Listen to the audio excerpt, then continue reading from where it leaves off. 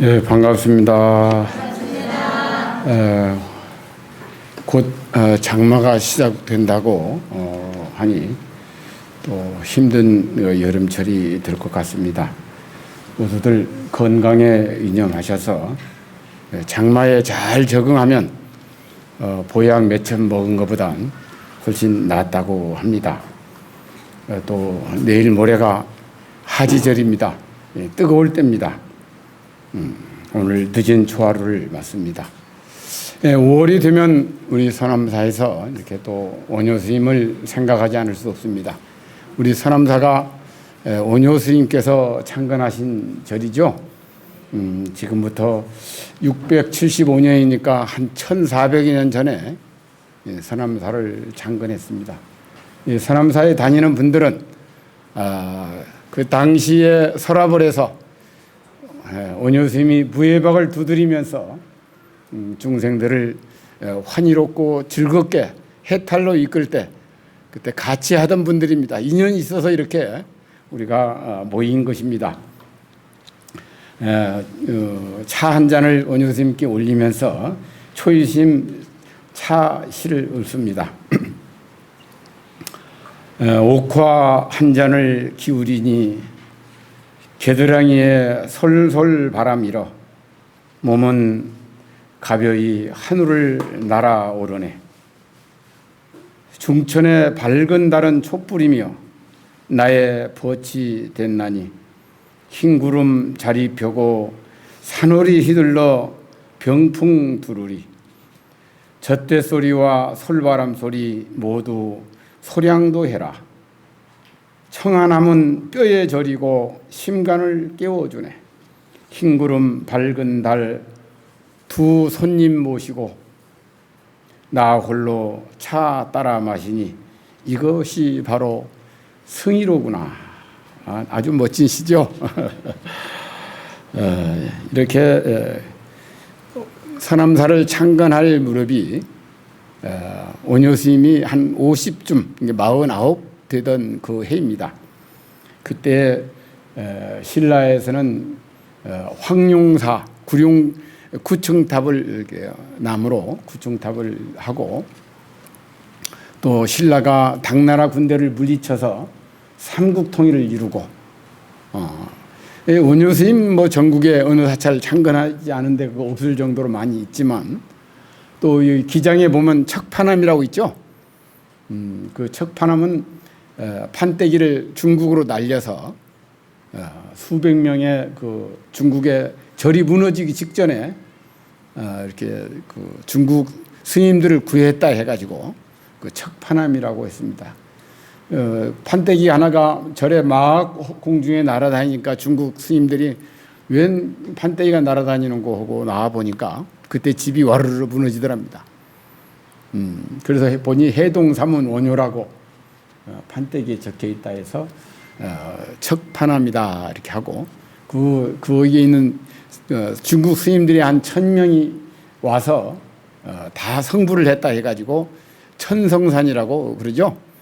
아주 그 당시가 아주 원효 스님도 황룡사를 짓고 아주 마지막 한 10여 년 전 돌아가시기 10여 년 전에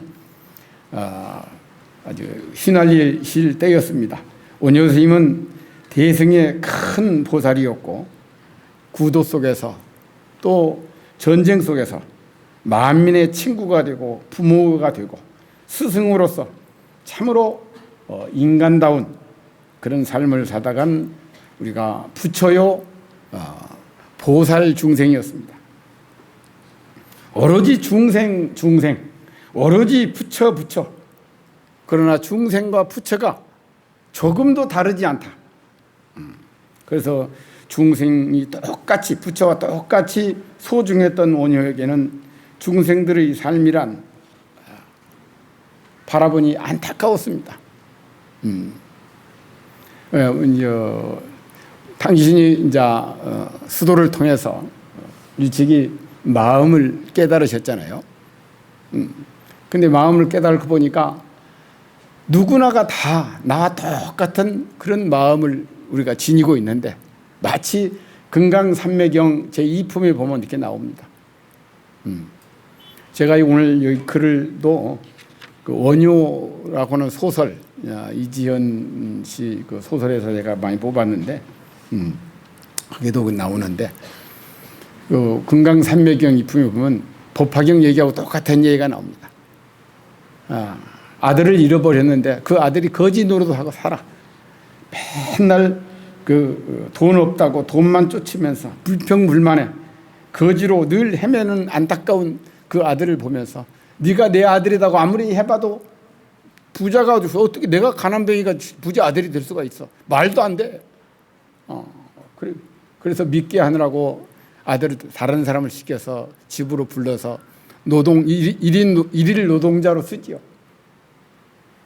근데 하루 일해가지고 쭉 일해서 그 하루 일당을 주면은 그렇게 좋아라고 그래.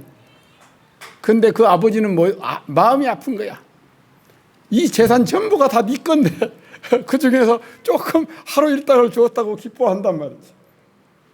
우리 중생들이 똑같이 그와 같이 무한한 마음을 지니고도 그 조그만 어떤 기쁜 마음이 생기면 그거 가지고 좋다고 그래.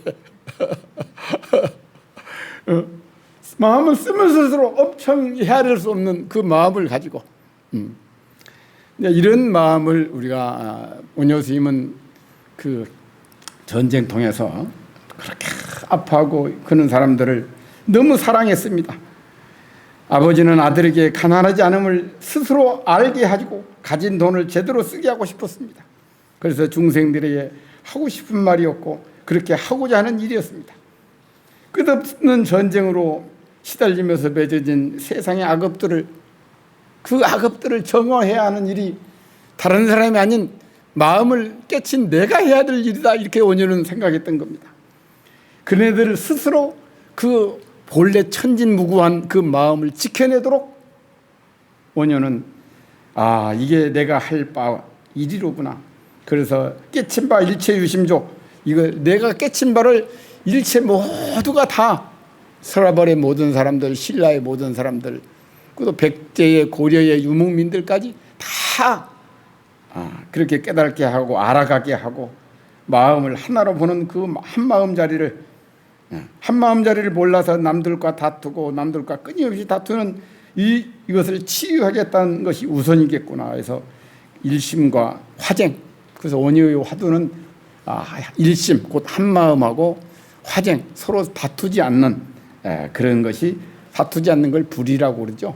둘 없음.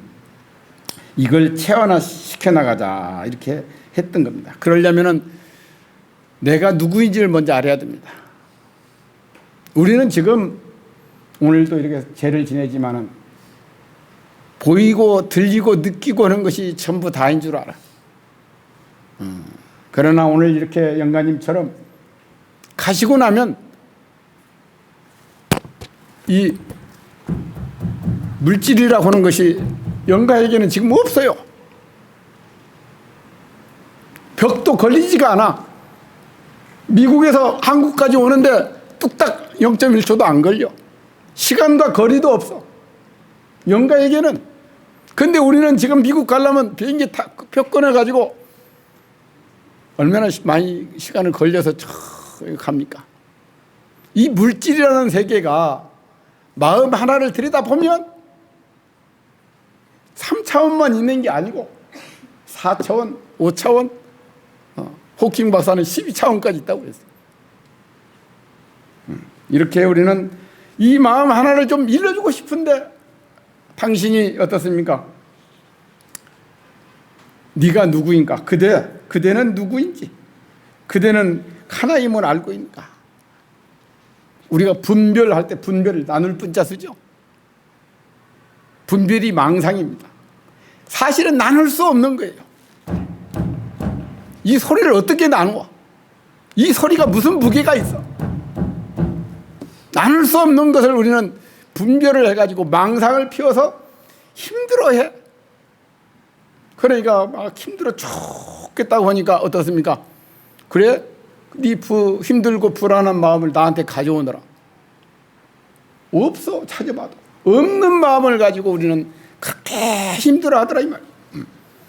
그래서 우리가 우리 자신이 누구인지를 먼저 알아야 됩니다. 늙음 속에서, 병듦 속에서, 삶의 무지막지한 혼돈이 가로막을 때에도 장애를 해치우고 앞으로 나갈 수 있는 것이 완전한 이 불성이 우리들한테 있다는 것. 부처님 마음, 성품이. 이 불성을 우리가 깨닫게 되면 이게 한 마음입니다. 깨닫게 되면 우리는 한없는 기쁨과 축복 속에서 누리게 된다는 겁니다. 그렇구나. 그렇구나. 확신. 이게 기실론에서도 얘기가 나옵니다. 일심. 일심이라고 하는 것은 크기가 있는 것이 아니고 부피가 있는 것도 양적으로 부피가 있는 것도 아니고 길고 짧은 것도 빠르고 늦은 것도 고요하고 시끄러운 것도 아니라 그 어떤 것도 다 포용하면서 모든 걸 다 만들어내는 그 일심짜리 그걸 갖다가 확실히 가져라. 일심 이문 진여당체와 생멸문. 이 우리는 생멸문 속에서 살아가고 있습니다. 태어나고 사라지고 생겨나고 없어지고 이 속에서 우리가 그 여러 가지 3대 작용이 있고 44가지 믿음이 있는데 일심을 확실하게 우리가 확고하게 알아라. 그리고 그 일심에는 무한 공덕이 있다는 걸 믿어라. 그리고 그 믿고 그걸 이행하면은 거기에서 엄청난 이익이 있다. 엄청난 이익이 있고 그건 누구나 다 그 자리는 깨쳐 알 수가 있다. 이거 이 4가지 사신입니다. 이렇게 당신이 체득한 한마음 이걸 갖다가 우리가 중생들한테 일러주고 싶어서 그때 당시를 떠오르면 그렇습니다. 의상대사하고 중국의 삼장법사가 인도를 갔다 왔다니 부처님 나라를 다녀왔다 하니 삼장법사를 한번 만나보고 싶다. 그래서 삼장법사를 만나러 중국어를 몇 번 시도하다가 못하고 국경에 걸려가지고 결국에는 마지막으로 가다가 무덤 속에서 잠을 자다가 그게 무덤인지를 모르고 잤지요. 자다가 목이 말라서 물을 아주 맛있게 먹고 다 알죠. 다 먹고 그 다음날 일어나 보니 어떻습니까? 구더기가 버글버글하는 그 썩은 물이었던 겁니다. 그 썩은 물이 아침에 해골바가지를 보는 순간 구역질이 확 나고 뱃속에 있는 거 다 토해내고 근데 비가 지적지적 내리니 그날 또 못 가고 그날 다음날 또 자게 됩니다. 근데 그 잠이 안 와. 그렇게 전날은 꿀같이 잤는데 귀신이 나타나서 막 이러고 막 헛것이 보이고 악몽에 시달리다가 마음을 가다듬고 고요히 앉아서 그 마음을 바라보았습니다. 그렇구나. 그렇구나. 확신을 너무 확연한 이 마음이 일어나면 모든 것이 생겨나고 그 마음이 사라지면 모두가 다 사라진다는 것을 그 일어나고 사라지는 그 마음도 본래 있는 것이 아닌 것을 기분 나쁘다고 하지만 기분이 어디가 있어. 마음도 일어났다 사라졌다가 마음대로 하지만 우리가 그렇다고 생각하는 거예요. 이 마음이 일어나고 마음이 사라짐에 따라서 똑같은 세상이 전혀 달라진다는 것을 분명히 알았습니다. 그런데 지금 서라벌에 있는 전쟁통에서 많은 사람들이 죽어나가고 병들고 배고프고 이 사람들이 마음 때문에 마음고생을 하는 걸 보고 거기서 바로 나는 당나라 안 가겠다. 바로 서라벌로 돌아왔습니다. 전쟁이 휩쓸고 죽음에 배고픔에 울고짖던 애통에서 미쳐가는 민초들의 그런 상처들을 이 깨달은 한마음으로 껴안아주면서 무한한 자비심을 그때부터 표주박을 두드리면서 무의 춤을 춥니다. 온유에 토해내는 사자후는 백성들이 꽉 막히고 마침 비참해서 참담하 못한 어쩔 줄 몰라던 그런 응어리들을 온유 무의 춤이 녹여내기 시작합니다. 우리는 이 온유 스님이 저를 창간했다는 이거에서 고마움을 느껴야 됩니다. 응어리들을 시원하게 녹여냅니다. 전쟁이 그치지 않는 한 우리는 살아있어도 산 목숨이 아니요 죽어도 죽은 목숨이 아니다. 진정 살아있으려면 내가 누구인지 알아야 하네. 우리는 하나이며 오직 한 마음이니 나무아미탑을 간세음보살 부르면서 자기 자신을 한번 부르는 자기 자신을 비춰보려. 간세음보살은 사랑이 많으셔서 저 멀리서도 우리 속내를 훤히 알고 들어주시나니. 관세음보살이 누굽니까? 본래 내 마음입니다. 훤히 우리는 마음이 고요해지면 앞뒤가 훤히 보여, 들리고, 마음만, 닫힌 마음만 열면 모든 고통을 우리가 없애주려 오신다네. 우리가 마음을 열고 닫는 것이다. 근데 왜 우리는 마음을 닫아놓고 살까?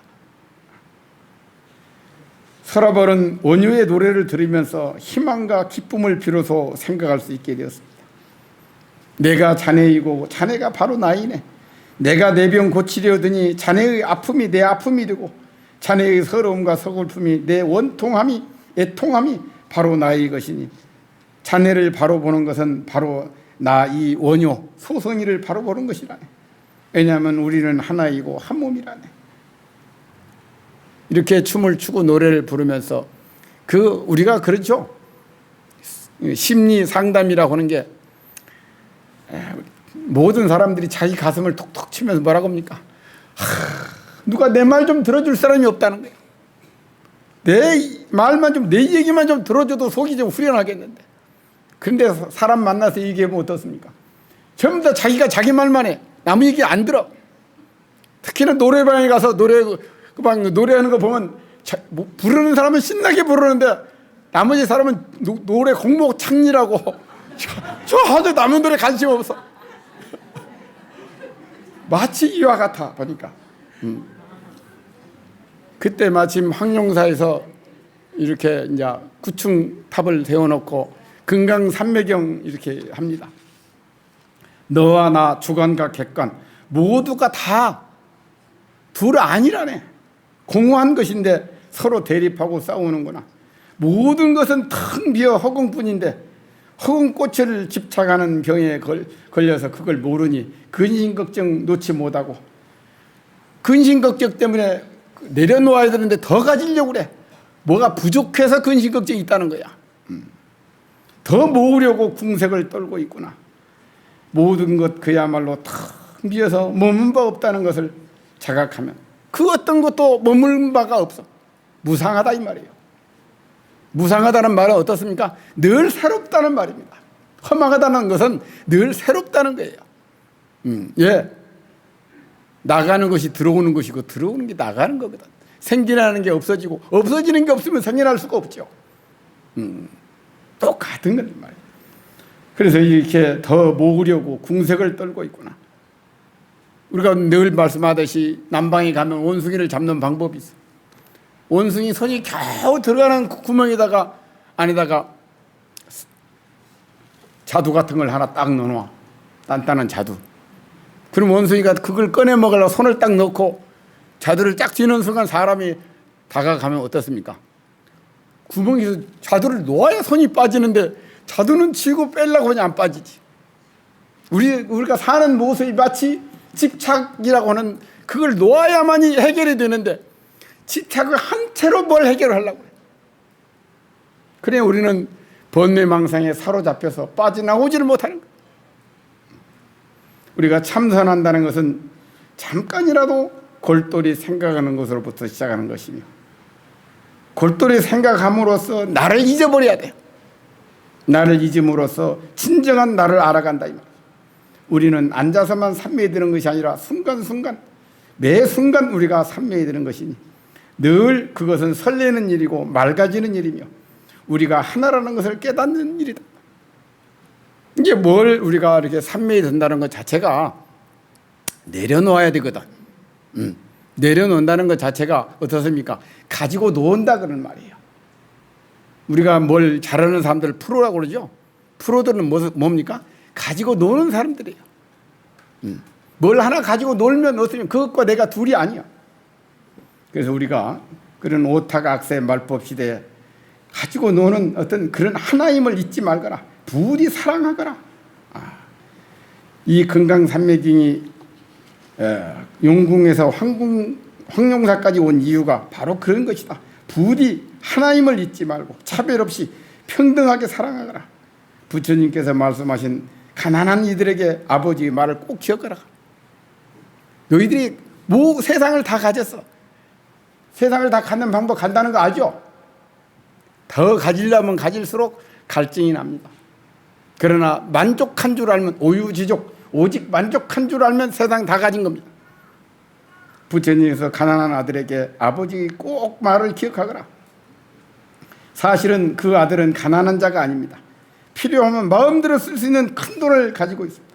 그런데도 자기가 가진 돈을 알지 못했고 50년 동안이나 궁색을 떨면서 가난하게 살 길을 찾아 헤맸던 겁니다. 그러나 그나마 늦게나마 아들이 아버지의 마음을 좀 알고 깨닫고 궁궁에서 벗어날 수 있었던 것입니다.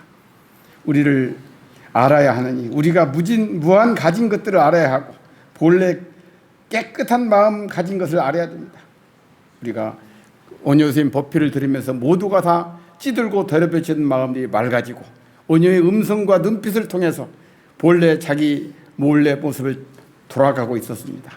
금강산매경 강론이 끝나자 모두가 환희로운 마음으로 서로가 서로를 바라보니까 어제 보던 나의 모습, 나의 그런 것이 아니라 하나 된 하나의 꽃으로 똑같은 나였기에 서로를 소중하게 여기고 서로의 마음을 온전히 소통할 수 있었다. 이렇게. 사람들은 저마다 마음의 여행을 떠났습니다. 나를 찾고 나를 알게 되는 처음 가보는 그런 설레임 속 행복한 여행으로 마음을 찾아서 떠나게 되었다고 이렇게 소설은 맺고 있습니다. 소설하면 시간 되면 소설 재밌어요. 한번 사서 우리가 이지연 씨 소설 보면 좋겠습니다. 오늘 법회는 마치겠습니다.